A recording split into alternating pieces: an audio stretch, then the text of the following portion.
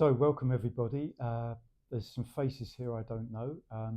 My name's Bodhivajra, if you've not met me before. And I'm going to do a session on the current theme for these classes, which is the golden net. So if you've been coming to Wednesday nights recently, you'll have already heard something at least about the golden net, what that might be. I've got a golden ball of wool here, which I might do something with. I might not. I'll see how it goes.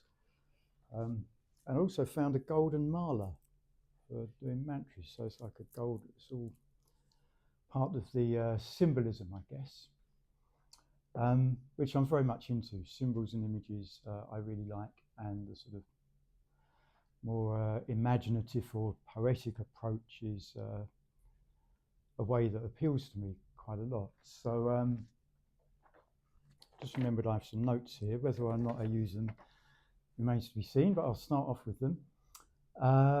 So yeah, the golden net is something which is kind of meshed together, isn't it? It's I guess made up of a golden thread, such as the ball of wool here. That's what makes it into a net.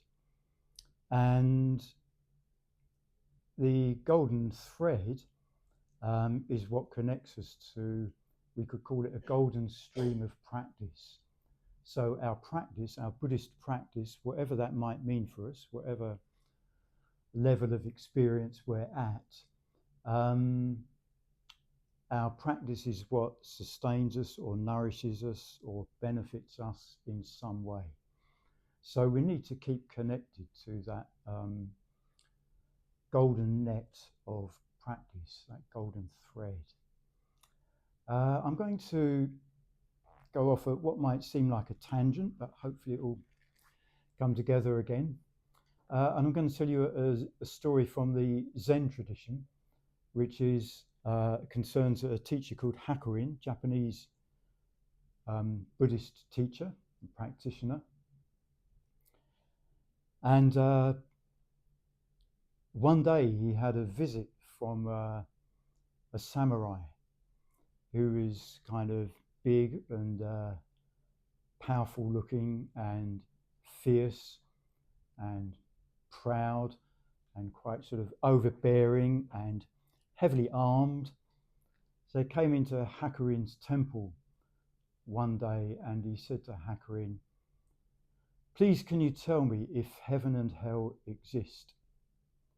So Hakuin thought about this, and then he started doing something which you might think was the opposite of metta bhavana. He started to really wind this guy up. He started, quite almost insulting him, and accusing him of being really proud and obsessed with his power and his weapons and all this kind of thing, really building it up. And so the samurai started to get a bit uncomfortable and a bit irritated, annoyed, and it built up. And eventually the samurai just lost it completely and unsheathed his sword and rushed at Hakuin with malicious intent, we could say. And at that moment, Hakuin said in a loud voice, "You're about to enter the gates of hell." And so that stopped the samurai in his tracks. And he suddenly realized. And so he backed off, sheathed his sword, and bowed to Hakuin. And Hakuin said to him then, now you're entering the gates of heaven. So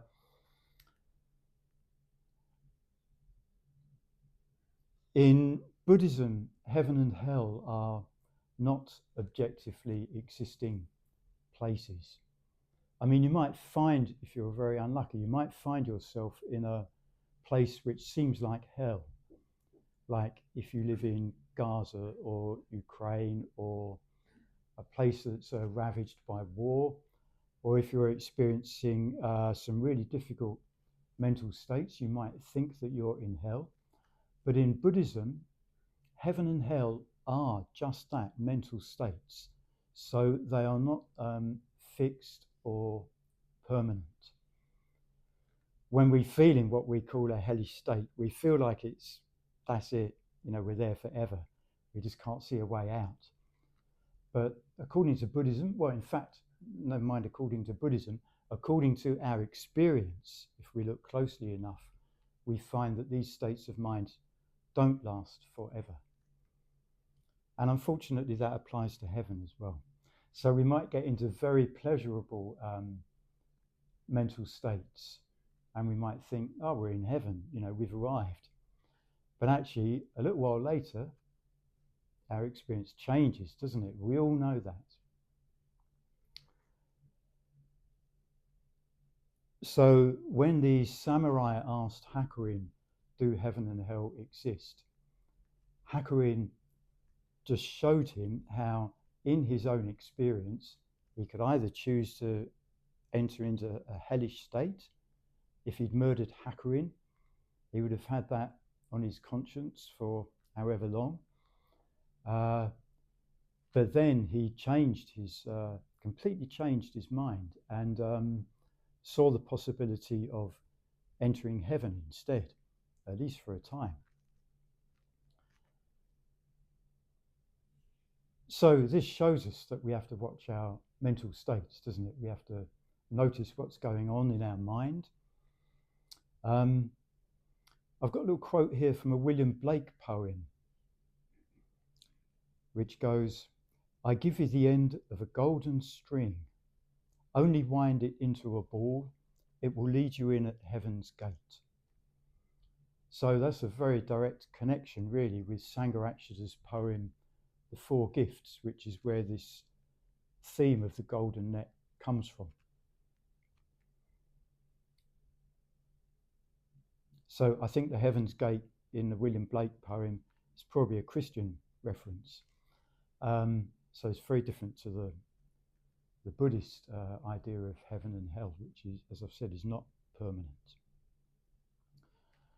But the point is that it's the thread of our practice, the golden thread that keeps our practice alive. But I'm sure we've all had times where we've been right on the edge. We've been on the brink of falling into some pretty dire, let's call it an unwholesome mental state. It might be anger or hatred, such as the samurai experienced. Or it might be that we fall into a severe state of anxiety or depression. But what I found in my own experience is that through Buddhist practice, through the practice of mindfulness, it's possible to notice what's going on in our experience and to see things coming, as it were, on the horizon, or sometimes the very near horizon. Sometimes it's very close. We see something just in the nick of time. This anger rises up, and we straightway, if we're being mindful, we feel it in the body. We know it's like a fire rising in the body, and we know that if a fire is fed, then it gets bigger and more fierce. So if our anger gets fueled, then it's going to get more intense, turn into hatred, turn into some action that we probably regret later. But if we don't feed the fire, if we don't give it any fuel, then it will just go out. We don't tend to it and it goes out.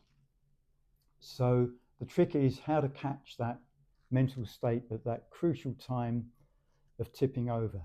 And I think maybe this ties in with what I think you heard from Sujana last week. I wasn't here last week, about the gap and how we use that gap to influence what choice we're going to make in the very next moment. And I've certainly had that experience also myself with anxiety and depression. You know, I can see those things coming up because they're very familiar to me. They like, in a way, you could say they like lifelong companions because I've known them for that long. But nowadays, I see them more as companions. Here they are in my life. I can't fight them away. I can't blow them to smithereens, you know. So when they come up, I say, oh, okay, here we are again.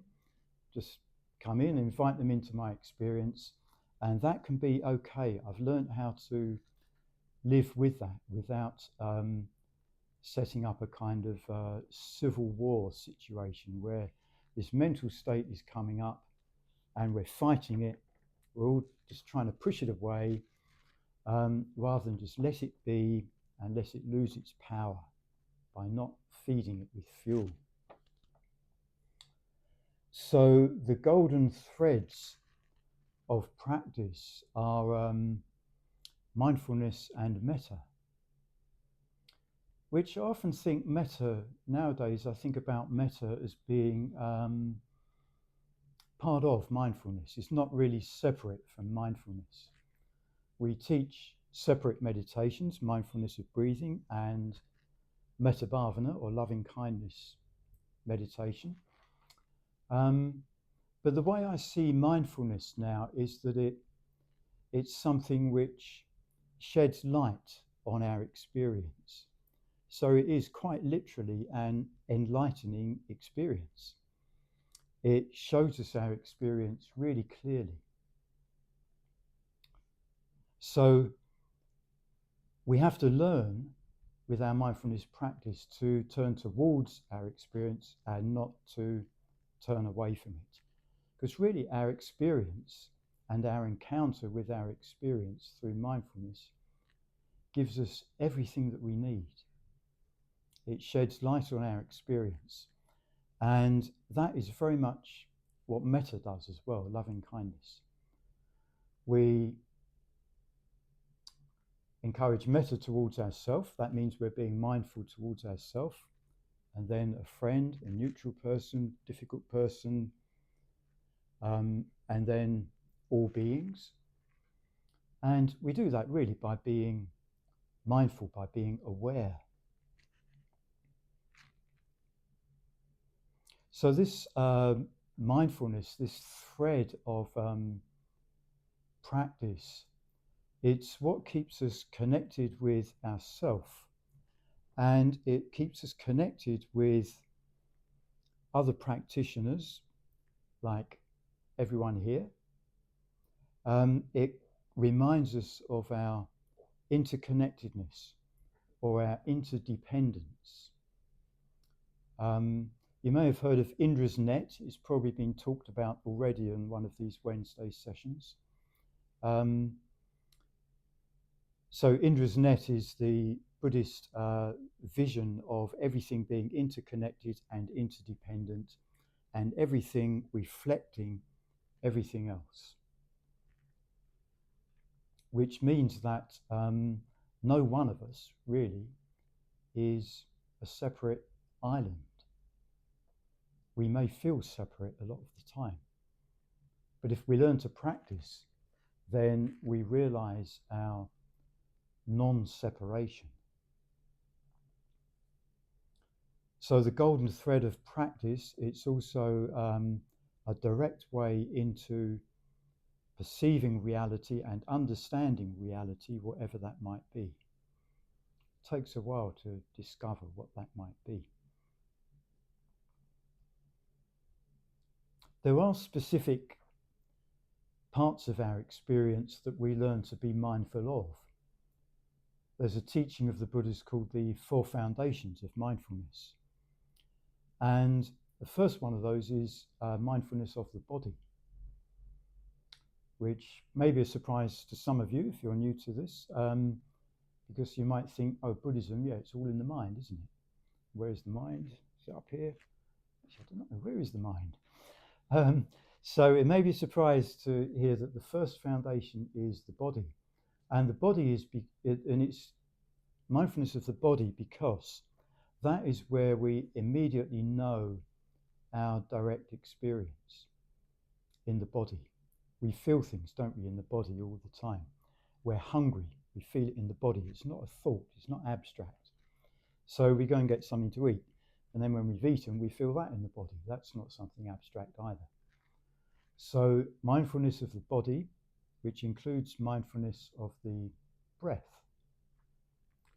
and that breathing in and out process of breathing, that's very much like another thread, a thread of life, isn't it? Or a golden thread of being, I suppose, or practice. But also with these foundations of mindfulness, we become aware of what's called Vedana. Oh, I think you heard about Vedana last week. I think of Vedana as feeling tone.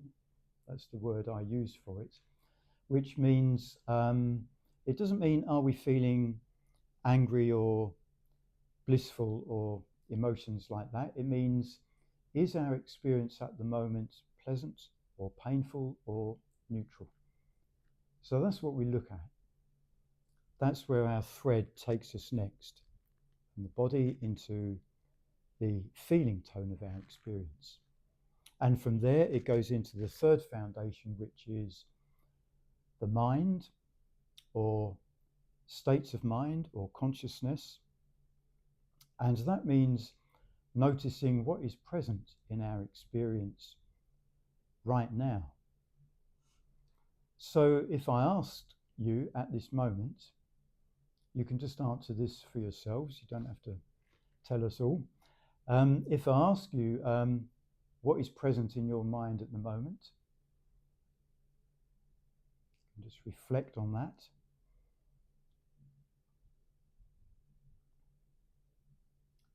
Could be a whole range of mental states. Could be anxiety or uncertainty. Could be a sense of aliveness or joy. We could be feeling quite energetic or excited or looking forward to something. Could be feeling dull. We could be thinking, this is a really boring talk, when can I go home? We may have some response, whatever's going on in our mind. That's what our present experience is, isn't it? So it's important to learn to not just notice what's present in our mind, but also to accept what is present in our mind. Because there we are, that's what we've got, whether we like it or not. If it's pleasant or painful, there it is.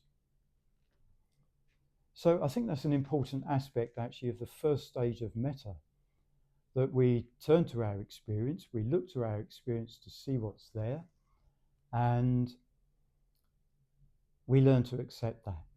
It may be that we sit down to do the metta bhavana and we think, loving kindness, that's the last thing I feel at the moment.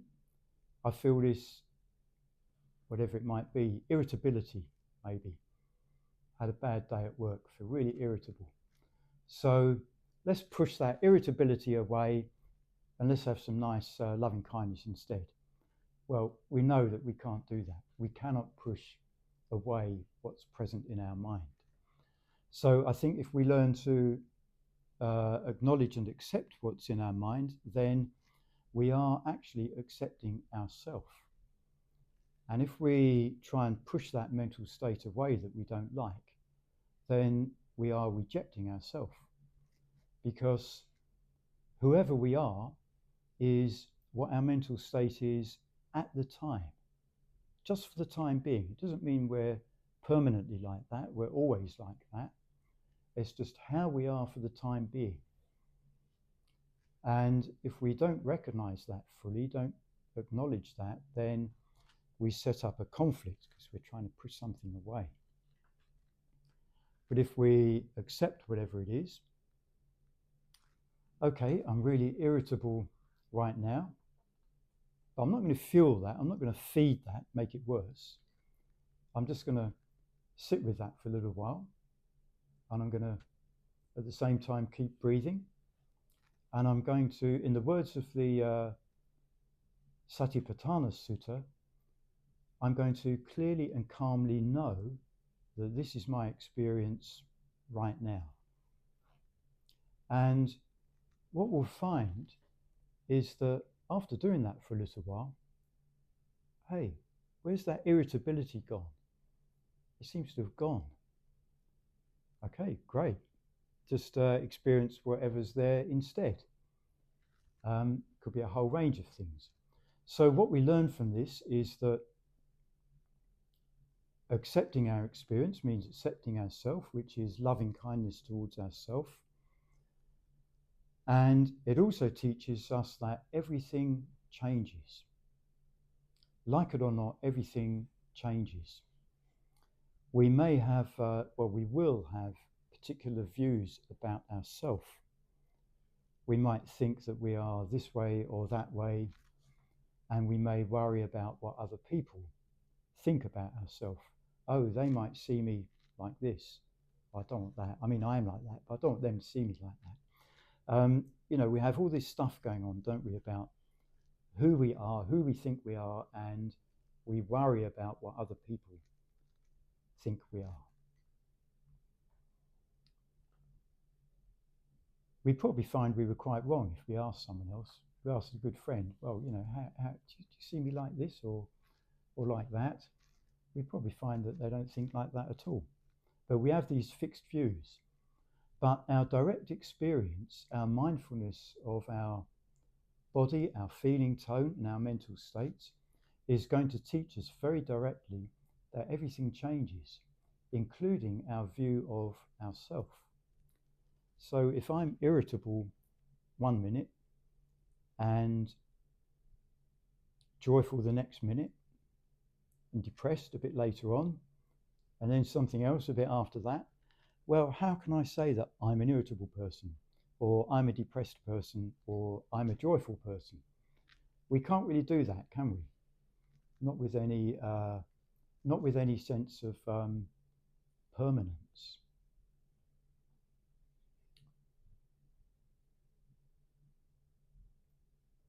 So I wanted to say something about the last stage of the metta bhavana. So when we do the last stage of the metta bhavana, we usually reflect on ourselves and each of the people that we've used so far in the practice, and then we extend that out to all beings. We maybe do that quite gradually, but we aim to extend our loving kindness out to all living beings. But at some point we might think, all living beings? Come on, you're joking. That's a hell of a lot of beings, How can I possibly manage to show metta, give out metta to all living beings? I mean, I don't even know how many there are. There's just countless beings. So how do we do this? Well, there's a way of doing it where we can go around the world geographically. We might start with everyone in this room, everyone in Norwich, everyone in Norfolk, everyone in England, everyone in Europe, then go through the other continents. And so you're gradually trying to go around the world, and you're going through like maybe Albania, Algeria, Australia, Austria, and then you think, hang on a minute, I've left out Albania. I haven't done all beings. And then maybe we get a bit hung up about we haven't included all beings. So we feel that we haven't quite got it. So for this stage of the practice, the last stage, that's where we really need to use our imagination, because we can't possibly, literally speaking, include all beings, can we?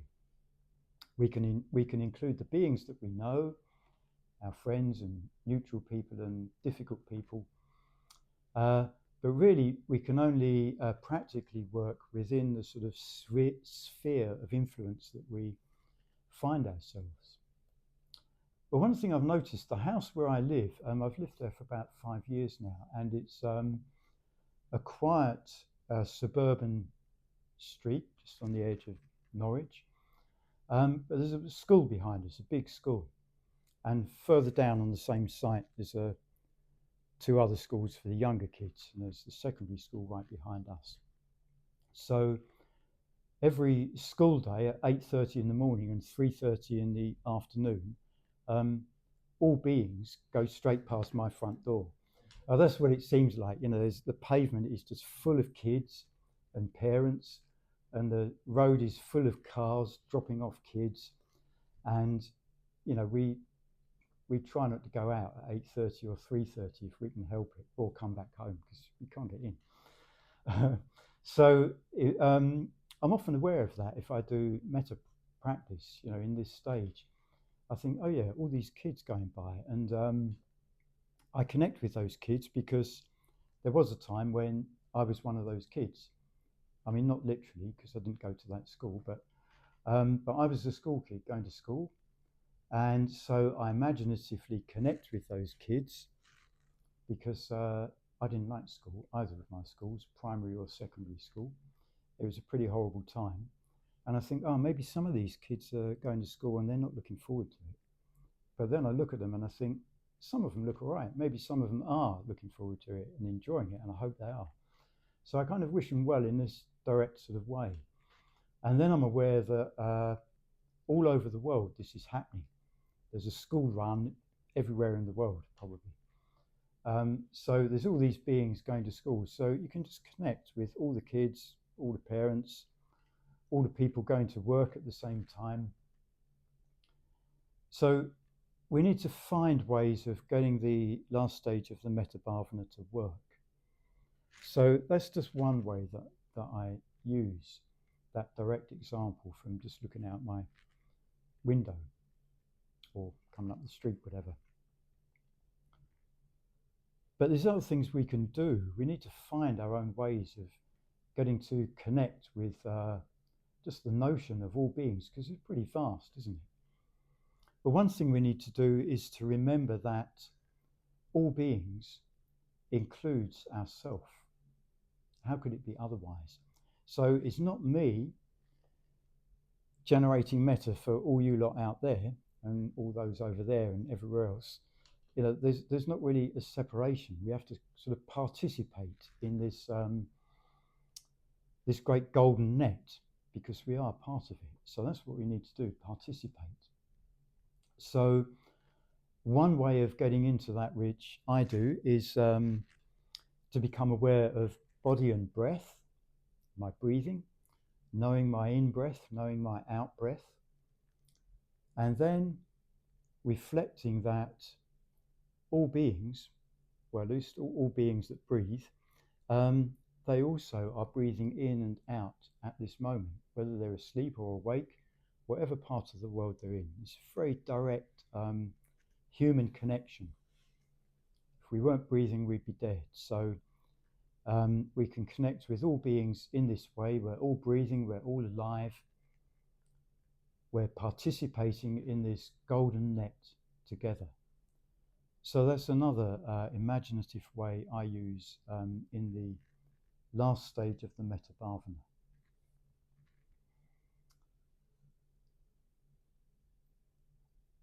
It is pretty big, isn't it, the last stage? Does anyone here ever find that a bit overwhelming if you think about it, the last stage of the metta?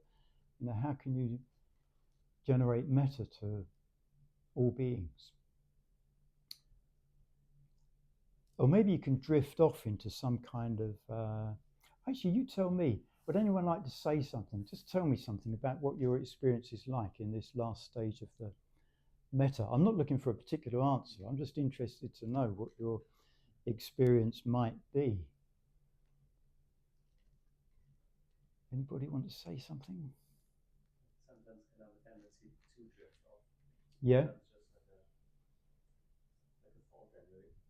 Yeah. Kind of lose the connection. Yeah. Is that because in a way it's a bit too much to engage with? Visualize it. Yeah. Yeah. Anybody else? Yeah. Very abstract. Yeah. And then it becomes more closer to the mindfulness of breathing, as you mentioned Mm-hmm. earlier, because it's Mm-hmm. so abstract. Mm-hmm. Yeah. I mean, metta has been described as rational emotion, which might sound like a contradiction, but it maybe demonstrates that emotion and reason are maybe not as separate as we like to think. But also it shows that rationality, reason does come into metta bhavana. You know, we need to think about what we're doing and how we're doing it. It's not just about the feeling, but we need to have connection. I prefer the word connection, really, to feeling or emotion. Anyone else got anything they'd like to share about their experience of the last stage of the metta bhavana? I would say maybe sometimes I also, because I'm so like really pumping love out to everyone else, like from when you were talking, I'm like, oh, am I giving myself that love as well? You know, because I Yeah. definitely in the first stage Mm-hmm. feel that sense of wishing myself well, but Mm-hmm. also then remembering in the last stage, I am also an all being, I'm also here. So remembering to also, whilst really feeling that love for everyone, also giving it to me as well. I don't know, maybe I have a slight disconnection when I'm giving it to everyone else, and I'm also maybe not. Disconnection with Yeah, yourself, you with mean? me, yeah. Yeah, that's the tricky thing, isn't it? Keeping in contact with yourself and with the rest of the universe at the same time. Yeah, pretty tall order. Yeah.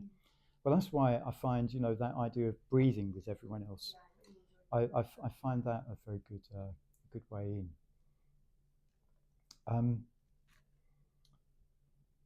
Yeah, Sinner Duncan. Sometimes I just got to try and unhook the metta and just let it flow outwards Mm-hmm. as far as it will go. Yeah.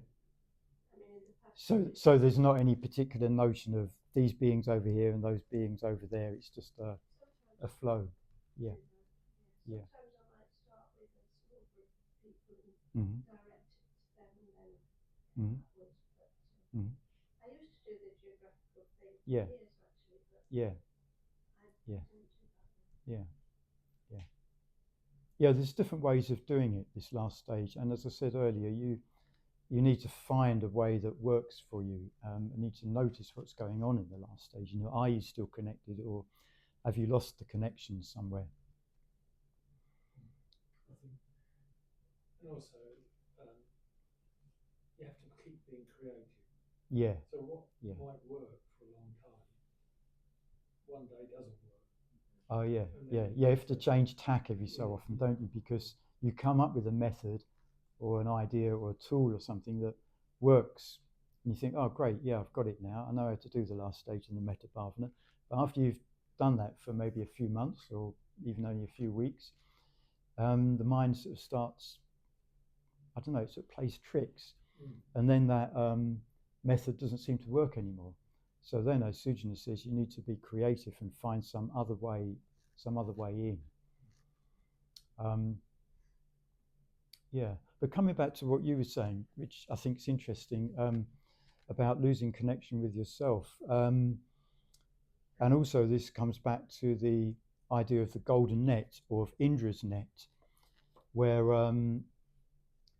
the image of Indra's net has just countless numbers of jewels, which are reflective. So they all reflect each other, but at the same time they have their own quality.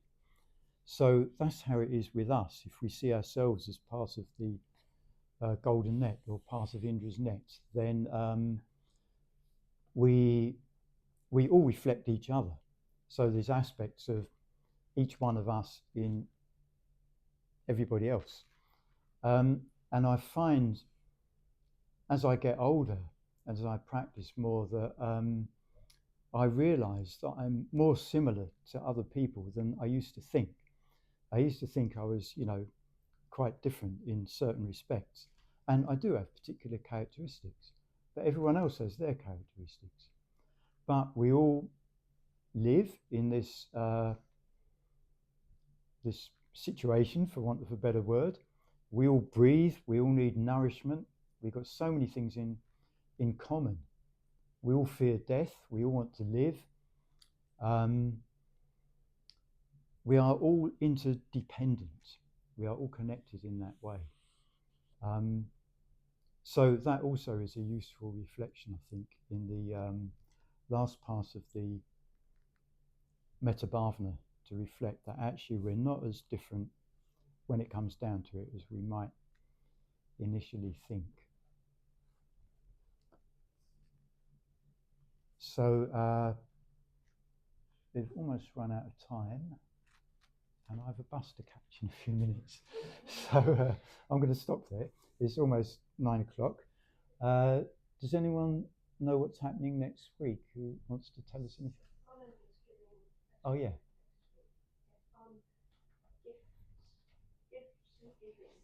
Oh, yeah.